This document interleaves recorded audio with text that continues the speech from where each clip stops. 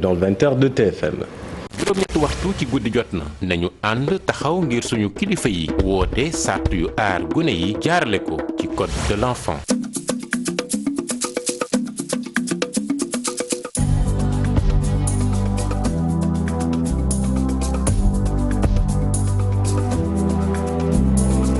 L'actualité de ce mardi, prêcher les gestes barrières jusque dans les points de vente de moutons. Le ministre de la Santé et de l'Action sociale adapte la sensibilisation contre le coronavirus aux préparatifs de la Tabaski. 20 000 masques ont été distribués dans 38 points de vente de moutons à Dakar. La situation épidémiologique reste alarmante selon Abdoulaye Diouf Sarr. 4 décès sont rapportés aujourd'hui, 174 depuis le début de la pandémie au Sénégal. Le chômage technique, ça suffit. Les travailleurs de Médis Sénégal vont debout contre la direction. Ces 350 employés appellent à la nationalisation de cette industrie pharmaceutique. Les détails dans cette édition. Des pirogues sénégalaises bloquées en Mauritanie lancent un SOS. Plus de 1000 pirogues sont arraisonnées dans la République islamique. Des pêcheurs à Saint-Louis tirent la sonnette d'alarme. Ils demandent aux autorités de régler cette situation à une décade de la Tabaski. Voilà pour le sommaire, tout de suite le développement.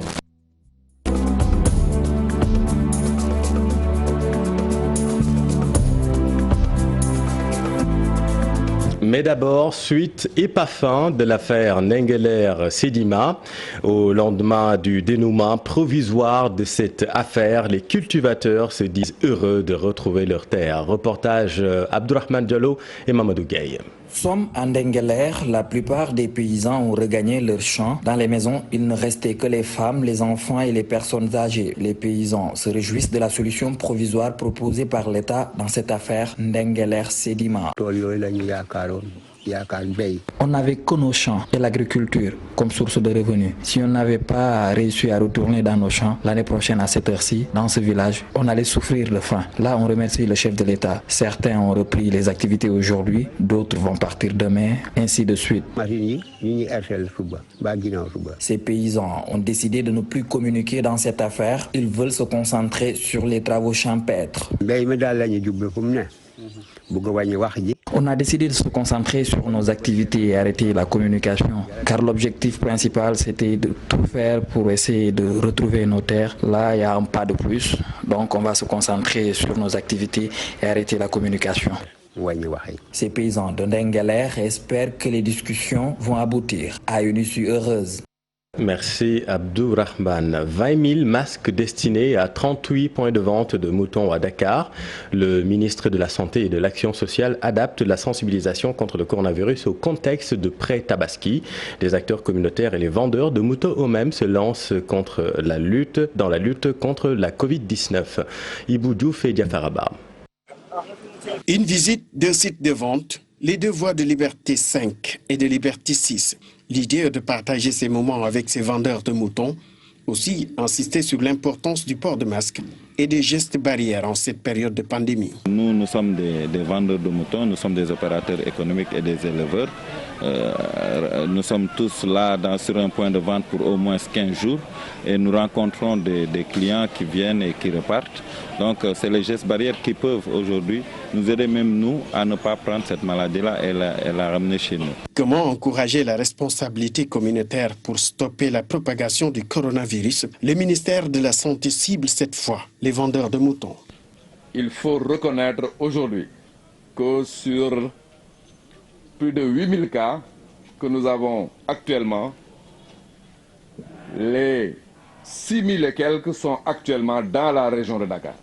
À mes collègues vendeurs, c'est que peut-être qu'aujourd'hui il y a des vendeurs qui vivent dans Dakar, qui habitent Dakar, mais il y a aussi des vendeurs qui ne vivent pas à Dakar. Aujourd'hui, il faut que déjà qu'on puisse avoir des gestes qui puissent freiner la maladie, qui peut se transmettre entre nous-mêmes. En sus de l'opération Tabaski, les déplacements de personnes seront soutenus ces 15 derniers jours, d'où l'urgence d'accentuer la sensibilisation. S'ils sont tout seuls, ils peuvent descendre leur masque, mais quand des clients viennent ou bien d'autres vendeurs viennent à côté, qu'ils portent leur masque. Je demande à chaque Dakarois de manière permanente de porter le masque. Voilà fondamentalement le message qu'il faut envoyer aux Dakarois mais aux Sénégalais de manière générale. 20 000 masques pour les 38 sites de vente de moutons définis, une contribution des acteurs de la santé dans ce combat contre la Covid-19 à quelques jours de la Tabaski. Et en ce qui concerne la situation épidémiologique, retenez que 37 Covid+ sont enregistrés aujourd'hui et 4 décès. L'actualité de ce mardi, c'est aussi les travailleurs de Médis Sénégal mis en chômage technique qui sont très remontés contre la direction de l'entreprise. Concernant la réouverture annoncée par le chef de l'État, les 350 employés exigent la nationalisation de cette industrie pharmaceutique. Les détails dans ce reportage de Habib Faye et Modou Diop. Ce bâtiment est resté fermé il y a de cela 6 mois. Médis Sénégal en situation de crise au moment où l'accès aux soins de santé est une priorité pour le Sénégal. L'industrie a réalisé de grandes productions de médicaments depuis son installation au pays de la Teranga. Aujourd'hui, elle est confrontée à une mauvaise gestion, d'où un plan de relance de ses activités. La situation de malversation et de malgouvernance que l'usine est en train de vivre et que la direction a eu le choix de faire un chômage technique qui est jugé illégal et abusif et qui est pendante au niveau de l'inspection du travail et du tribunal de Pékin. Faciliter l'accès des populations à la santé n'est plus possible à cause de la suppression de cette industrie depuis décembre 2019. Cependant, le chef de l'État compte injecter 5 milliards de francs CFA pour la reprise de la production de médicaments. Non, on ne comprend pas parce que cette industrie est une industrie sur laquelle on peut compter en matière de médicaments. De la chloroquine, du paracétamol, de la parégorique et consorts.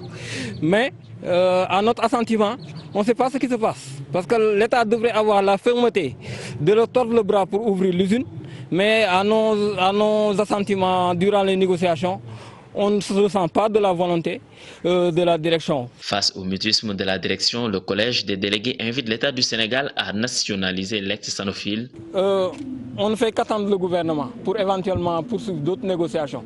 À défaut, on demande au gouvernement de venir rouvrir l'usine, soit trouver d'autres partenaires privés, soit nationaliser l'entreprise. Pour offrir un meilleur cadre de vie à la population du Sénégal, le président de la République va réouvrir Médis Sénégal qui est entre les mains des Tunisiens. 350 agents de santé au chômage technique. Le collège des délégués réclame d'honnêtes hommes au poste de responsabilité de Médis Sénégal. Il invite également le gouvernement à réviser la convention pharmaceutique. Merci Habib. Et puis je le disais en titre, plus de 1000 pirogues sont bloquées en Mauritanie et des milliers de pêcheurs saint-louisiens ne travaillent plus depuis 20 jours. Une situation qu'ils jugent inquiétante avec la Tabaski qui se profile. L'association Benno Diapalante Domunda de la langue de Barbarie tire la sonnette d'alarme et interpelle les autorités. Voici Babacar Gaye, le coordonnateur national avec notre équipe à Saint-Louis. Nous embrayons dans cette dynamique-là pour lancer un appel en tant qu'habitant de la langue de Barbarie, en tant que pêcheur, fils de pêcheur évoluant dans le secteur, lancer un appel au gouvernement du Sénégal, mais également au ministre Alioune Ndoye. Nous l'invitons à se pencher sur cette question qui est très sensible, sur cette question qui est d'actualité à la veille de la fête de Tabaski. Nous le savons, hein, les populations de Guet-Ndar en majorité tirent leurs revenus de la mer, de la pêche particulièrement, et une quantité importante, un nombre important de pêcheurs actuellement est à Mauritanie. Donc nous suivons de très près cette situation et espérons que le gouvernement du Sénégal, par le biais du ministre de la Pêche, prendra les dispositions pour régler ou trouver en tout cas une solution qui va convenir les deux parties, la partie mauritanienne et la partie sénégalaise. Restons dans le domaine de la pêche pour évoquer le projet radio du littoral qui vise à sensibiliser les acteurs de la pêche sur les problèmes auxquels sont confrontés le secteur. L'objectif est également d'échanger sur les dégradations des côtes.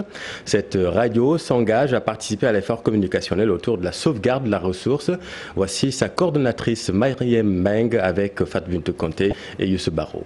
Un projet financé par la Banque mondiale et le Fonds nordique de développement qui vise à sensibiliser les acteurs de la pêche sur les problématiques liées à ce secteur. C'est aussi une plateforme d'échange en ce qui concerne la dégradation des côtes. Parce que quand on parle du littoral, il y a de multiples problèmes qui englobe le littoral. On parle du littoral en termes de pêche, on parle du littoral en termes d'environnement, on parle du littoral en termes de tourisme. Donc ce qui veut dire que c'est tout un secteur qui se retrouve autour de ce secteur stratégique qui est le littoral. Mais littoral, on a beaucoup développé dans le secteur de la pêche. Pourquoi on a développé dans le secteur de la pêche? C'est parce qu'on a constaté qu'il y a un manque de communication au niveau du secteur de la pêche et qu'il y a pas mal de problèmes qui sévissent autour de ce secteur. C'est tout autour d'une problématique qui a poussé ces journalistes à créer ce que c'est que la voie du littoral et qui ont été appuyés par la Banque mondiale. Dans le chapitre judiciaire, meurtre du taximan Ibrahima Samb, le procureur de la République a requis 20 ans de prison ferme contre le présumé auteur Ousseynou Diop. Les avocats de la partie civile ont plaidé la perpétuité. Le procès s'est tenu aujourd'hui au palais de justice de Dakar devant la chambre criminelle. Ousseynou Diop a nié les faits qui lui sont imputés, même s'il reconnaît avoir tiré sur Ibrahima Samb, estimant que c'était un accident. L'affaire est mise en délibéré au 4 août. Et puis le SYTJUST reste sur sa faim. La rencontre avec la tutelle hier n'a rien donné. Le bureau exécutif national dit poursuivre les concertations.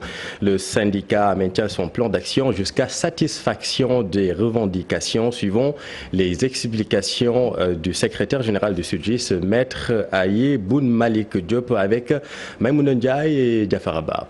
Nous sommes sortis de cette rencontre un peu déçus parce que le ministre n'a rien proposé de concret. Il ne s'est engagé à rien par rapport aux 3 points de revendication contenus dans notre préavis de grève. Toutefois, il nous a promis de nous revenir après le Conseil des ministres du mercredi prochain. De toute façon, nous, on était déjà dans une dynamique de protestation.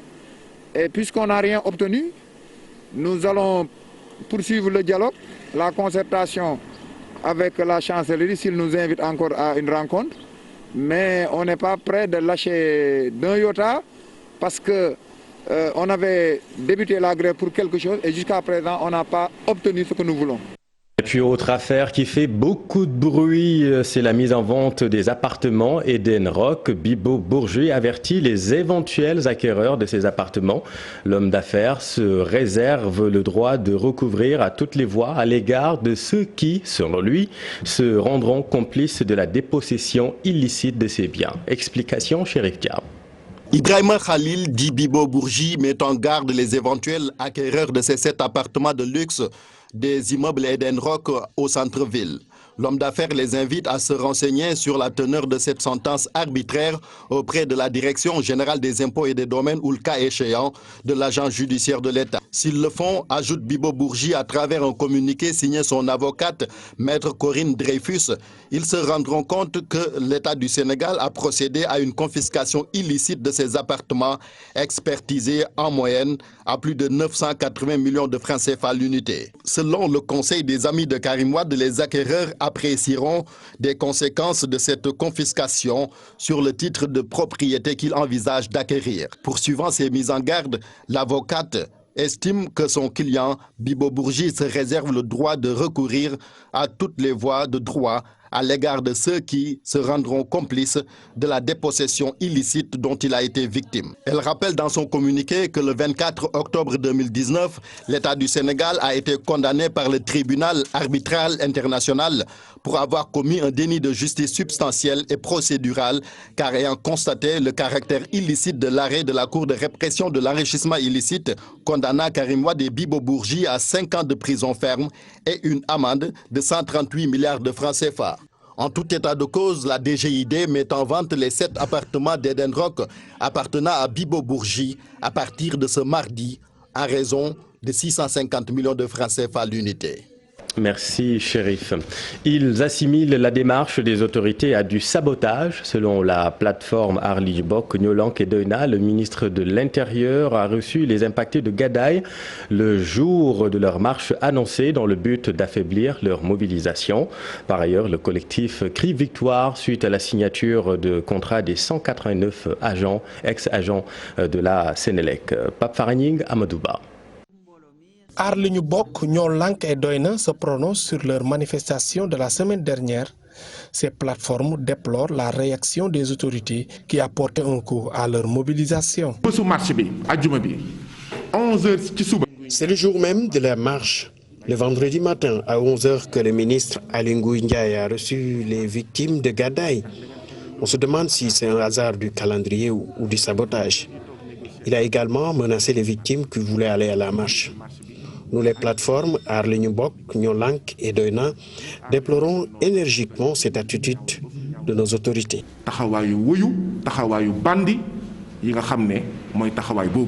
Malgré toutes ces manœuvres, le collectif se dit satisfait des résultats obtenus grâce à leur pression. Avant la marche, notre mobilisation et la lutte dans l'unité a donné les résultats suivants. Des contrats donnés à tous les 189 ex-travailleurs de la Sénélec, dont 15 CDI. Accélération de la prise en charge par l'État du dossier de Gadaye. Prise en charge plus sérieuse du dossier de Guéréo par l'État du Sénégal. S'agissant du différend opposant les populations de Nenglert, Djilakh et Sédima, ces plateformes interpellent l'État. Nous sommes pour l'agrobusiness, mais pas au détriment des exploitations agricoles familiales. C'est pourquoi nous exigeons que l'État du Sénégal restitue définitivement et sans condition les terres aux paysans de Nenglert et de Djilakh. Que Sédima se trouve contre l'État irresponsable qui gère le foncier de manière informelle. D'autres préoccupations ont été soulevées, comme la forêt classée de Mbao, le bradage des terres au niveau de l'aéroport Léopold Sédar Senghor et les étudiants de l'UVS lors de cette rencontre. Merci Pafara. Et puis une note un peu plus triste dans cette édition. Marième Ndiaye, ancienne ministre sous Wade et ancienne ambassadrice du Sénégal au Cap-Vert, est décédée ce matin des suites d'une maladie. Elle a été ministre de la Recherche scientifique dans le gouvernement Wade en 2000. Et puis le monde culturel pleure. Jean-Pierre Leurs, metteur en scène, grand interprète, membre fondateur du Théâtre National Daniel Sorano. Il est décédé cet après-midi à Dakar. On pense à sa fille Djenaba, actrice également dans la série Idole. Autre décès, celui de l'ancien ministre Cheikh Sadibou Boufal. Il a été maire, ministre, député, ambassadeur du Sénégal. Cheikh Sadibou Boufal a bouclé une carrière politique reluisante. Il est décédé à l'âge de 69 ans. Son portrait est dressé par Mamadou Fall. Cheikh Sadibou Boufal tire sa révérence à l'âge de 69 ans. Juriste de formation et membre influent du PDS, il a eu à exercer plusieurs activités dans le privé. Titulaire d'un DS à Bordeaux, l'homme était un expert en droit d'affaires et d'entreprise, options finance, comptabilité et droit de l'entreprise. Épris de la connaissance, Cheikh Sadibou Boufal a complété ses études à l'Institut d'Aquitaine en droit du travail et de la sécurité sociale à l'Université du Massachusetts de Boston. Sa carrière politique est marquée par son élection à la tête de la commune d'arrondissement Fann-Point Amitié, nouvellement créée en 1996. Fauteuil de maire qu'il conserve jusqu'en 2001. Député du PDS de 1998 à 2001, Cheikh Sadibou Boufal fut le président du groupe parlementaire Liberté, Démocratie, Progrès. Il occupe certains postes ministériels tels que l'urbanisme et l'habitat dans le gouvernement de Moustapha Niasse. Ministre de la Pêche, puis celui de l'Intérieur en 2004. Sa dernière nomination remonte en 2005 comme ambassadeur du Sénégal en Italie. Cheikh Sadibou Boufal est décédé ce 21 juillet à Bordeaux. Merci Mamadou. Et puis parlons maintenant de la relance dans le secteur du tourisme. Les hôtels sénégalais peuvent rouvrir sans le moindre risque. Le directeur général de l'Agence sénégalaise de la promotion touristique rassure les acteurs du secteur ainsi que la clientèle. Pape Mahadouf annonce de nouvelles initiatives pour la relance de l'économie touristique fortement touchée par la pandémie Covid-19. Mohamed Samb et Pape Sango Dembaye. Chaque établissement hôtelier devra se conformer au dispositif de riposte contre la Covid-19 en vue de la reprise de l'activité touristique. Dans cet hôtel, l'on ne déroge pas à la règle. Le directeur général de l'Agence sénégalaise de la promotion du tourisme considère que tout est fin prêt pour la reprise des activités touristiques. Ces endroits-là, qui sont des endroits fréquentés par les populations sénégalaises, soient des lieux où on peut continuer à avoir les mêmes consommations touristiques, que ce soit dans le tourisme d'affaires, dans l'hôtellerie d'affaires ou l'hôtellerie de loisirs, la restauration, mais que ce soit sûr et sécurisé. Et c'est ce que nous avons constaté aujourd'hui. Des mesures technologiques sûres, innovantes même. Il y en a qui ont mis des machines exceptionnelles. Même le dispositif, les distanciations sociales entre les tables, la sécurité sur les couverts, pour le lavage des mains. Vraiment, nous avons été rassurés par la mobilisation des acteurs hôteliers et de la restauration dans Dakar. La période de crise sanitaire est aussi favorable pour la promotion du tourisme local. Dans cet espace hôtelier, un changement est opéré sur les tarifications. On a déjà une offre promotionnelle avec une réduction importante. Je pense que c'est le cas de toute donc tout le secteur de l'hôtellerie. Aujourd'hui, vous avez vu, dans les restaurants, dans les hôtels, on a changé en tout cas notre fusil d'épaule, nous avons changé notre tarification. D'autres initiatives sont par ailleurs prévues dans le cadre de la relance de l'activité touristique. Surtout, nous appelons encore une fois les Sénégalais à adopter le Tamou Sénégal et aller vers les destinations touristiques du pays, mais aussi à retrouver les hôtels.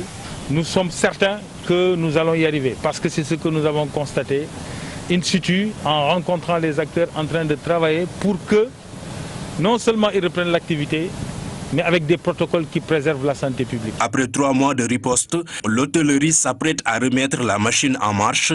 À noter que le secteur du tourisme est l'un des plus touchés par la pandémie avec une perte en chiffre d'affaires estimée à 246 milliards de francs CFA. Alors maintenant à Kaolack, où le canal à ciel ouvert de Medina Bamba inquiète les habitants du quartier. Il est qualifié de canal de tous les dangers et de toutes les saletés. Les eaux coulant des fosses septiques mélangées aux eaux pluviales stagnent et dégagent une odeur fétide. Reportage édifiant, Ibrahim Adjamé Falikaï. C'est un canal à ciel ouvert s'étendant sur près d'1 kilomètre, qualifié de canal de toutes les saletés et de tous les dangers qui polluent l'atmosphère de Medina Bamba et environ. Une véritable plaie au cœur du quartier, fragilisant ainsi la santé des riverains qui n'en peuvent plus. Une fois, on a manifesté pour que des mesures soient prises pour creuser, d'aller et couvrir ce canal et cette canalisation. Rien n'a été fait. Les membres du mouvement Masque, très intrigués par cette situation, se sont mobilisés ainsi donc pour interpeller les autorités sur ce qu'ils considèrent comme un danger qu'ils côtoient tous les jours. Tous ces quartiers qui sont concernés par ce canal-là se sont réunis et l'alerte a été donnée. Comme quoi, si les autorités ne prennent pas leurs responsabilités et creuser, d'aller et couvrir ce canal-là, là, ils vont entendre les populations de Medina Bamba. Mais le canal n'est pas la seule cause de l'indignation des membres du Masque. Le retard dans le dragage du port en est également une autre et le départ inattendu et inexpliqué des bateaux qui devraient y procéder a été la goutte d'eau qui a fait déborder le vase de leur désespoir. On a eu l'espoir que le port va renaître, le port de Kaolack va renaître et que les populations pourront bénéficier de ce port-là. Malheureusement, que nini, on n'a rien vu, si ce n'est que le port a été fermé et le bateau emporté. Et pour toutes ces questions, entre autres raisons, le mouvement Ande Soukali Kaolack a réuni une bonne partie des fils de Medina Bamba afin de réfléchir sur la démarche à entreprendre pour redorer l'image de Kaolack, mais surtout celle de leur quartier terni par un canal très insalubre qui expose les riverains à toutes sortes de maladies. Merci Ibrahima. Et puis fenêtre sur le monde, jugé pour son coup d'État perpétré en 1989, Omar El-Béchir risque la peine de mort. Le président déchu a comparu ce mardi, mais faute de place, l'audience est finalement reportée au 11 août prochain. Nous parlons également de la situation au Mali où une trêve est observée par le mouvement de la contestation. Ibrahima Khan. Au Mali, après quelques semaines de vives tensions, le M5 décrète une trêve dans l'objectif de permettre aux Maliens de préparer sereinement l'Aïd el-Kébir. Une trêve observée au moment où les chefs d'État du Sénégal, du Niger, de la Côte d'Ivoire et du Ghana se rendent jeudi à Bamako dans l'objectif de désamorcer la bombe entre le mouvement de la contestation et l'exécutif malien. Un apaisement certes, mais le mouvement de la contestation maintient toujours sa position concernant sa principale revendication, qui n'est autre que la démission du président Ibeka et de son régime. Rappelons qu'hier, l'imam Mahmoud Dicko a rencontré les ambassadeurs de la France, des États-Unis et de l'Union européenne au Mali. En Côte d'Ivoire, Ahmed Bakayoko hérite de la primature après le décès de l'ancien Premier ministre Amadou Gon Coulibaly. À 55 ans, Ahmed Bakayoko, ancien journaliste et homme d'affaires, jusqu'ici numéro 2 du gouvernement en tant que ministre d'État, ministre de la Défense, succède officiellement à AGC. Hambak, comme le surnomment affectueusement les Ivoiriens, a embrassé la politique en 2011 après une riche carrière dans le monde des médias. Et pour rappel, Ahmed Bakayoko, ministre d'État, ministre de l'Intérieur, puis de la Défense et maire d'Abobo depuis 2018, est un homme très proche d'Alassane Ouattara. C'est lui-même qui assurait l'intérim à la primature durant les 2 mois d'hospitalisation de feu AGC à Paris pour des raisons cardiaques. Au Soudan, Oumar El-Béchir, destitué en 2019, risque la peine de mort. Ce mardi, le procès de l'ancien président soudanais s'est ouvert à Khartoum. Le président déchu doit répondre de son coup d'État perpétré en 1989 contre le gouvernement démocratique du Premier ministre Sadek Al-Mahdi. Une première audience qui n'a duré que 60 minutes, la salle ne pouvant accueillir tous les protagonistes. Regroupés dans ces cages, Oumar El-Béchir et 27 autres personnes composées de civils et de militaires sont jugés dans ce procès. Et puis un mot de sport, Idrissa Gana Gueye contacté par Manchester United, la NBA soulagée par les tests négatifs à la Covid-19 des basketteurs. Le tournoi de tennis de